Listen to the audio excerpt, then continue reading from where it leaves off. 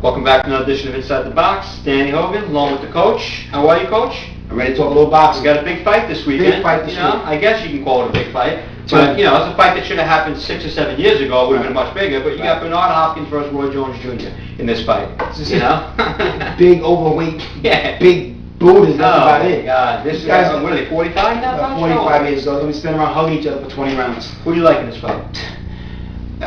You know what? I think Roy Jones. I know you're a favorite of Roy Jones. It's one of your favorite fighters all the time, right? Roy Jones Jr. is one of the most overrated fighters in probably the history of boxing. In the history. He probably is. History. Now listen, I'm not going to say that the guy's not a talent, because he's a talent, exceptional talent, no doubt about it. But the guy fought a bunch of tomato cans when he jumped up the light. Give me some names. Who do you think? Well, first of all, the guys that I can't even name the names of most of the fighters that he fought. Number one, Tarver. Well, Tarver knocked the crap out of him. He knocked him out. And then Roy Jones Jr. made excuses, and I love when they got in the ring for that second fight. Right.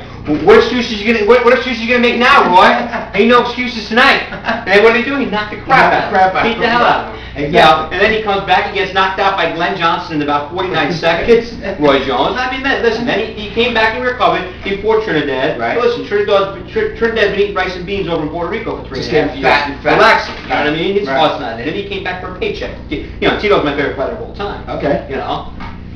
But come on. Well, who's the last fighter that you got Bernard Hopkins. I mean, he just beat Kelly Pavlik. Right. Kelly Pavlik's a top fighter in that division.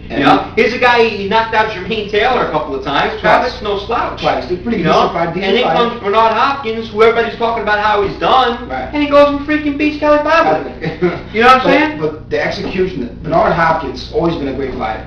Yeah, right. He's always been able to rise to the occasion. Right? Another guy who really didn't fight, right. A lot of big names. That really wasn't his fault. A lot of guys ducked him. Roy Jones, right. years. All right, but now the fight's happening. Yep. All right, and again, I love Bernard Hopkins. I love it, but at the same time, it's way past due.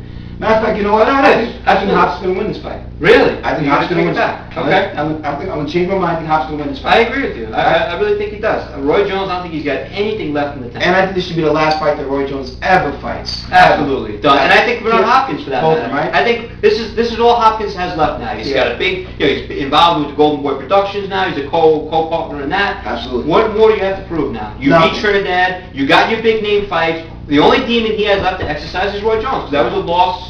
From him years back, before Bernard Hopkins was Bernard Hopkins. Right. This is it. This is all he's got left to prove. I like Bernard Hopkins. I do too. Absolutely. Well, enjoy the fight, guys. We'll see you next week.